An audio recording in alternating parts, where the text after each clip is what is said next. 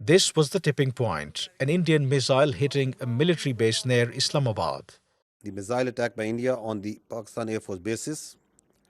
Majority of missiles have been intercepted by the alert air defense system of the Pakistan Armed Forces.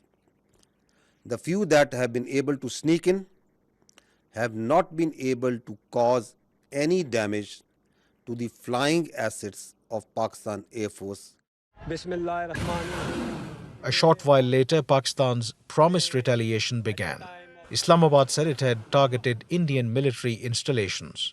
New Delhi, however, said the Pakistani missiles were thwarted by its air defense system.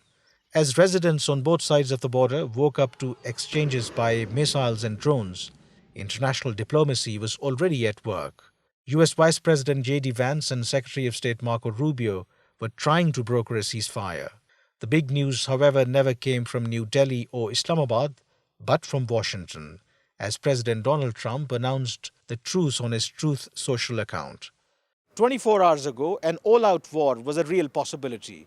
Now, as part of the ceasefire deal, India and Pakistan are set to hold talks on a broad range of issues at a neutral venue. India, however, is cautious.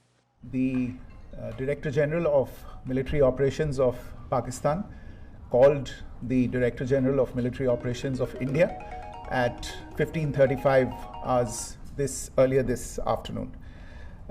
It was agreed between them that both sides would stop all firing and military action on land and in the air and sea with effect from 1700 hours Indian Standard Time today. Instructions have been given on both sides to give effect to this understanding. Several countries, including China, Turkey, the European Union, and Russia, have welcomed the truce. And it's a huge relief for those caught in the crossfire.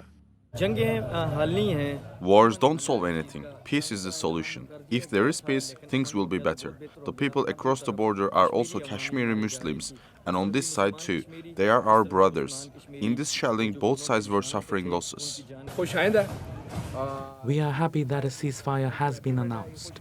We do not want war or chaos in any form. We are peace-loving people. Pakistan and India have a history of military standoffs, and Kashmir remains a flashpoint. Both claim the region in full but rule only parts of it. This latest escalation stemmed from the deadly attack in Pahalgam on April 22nd that saw 26 tourists killed. But an all-out conflict between the two nuclear-armed neighbors has been averted, at least for now. Kamran Yousaf, TRT World, Islamabad.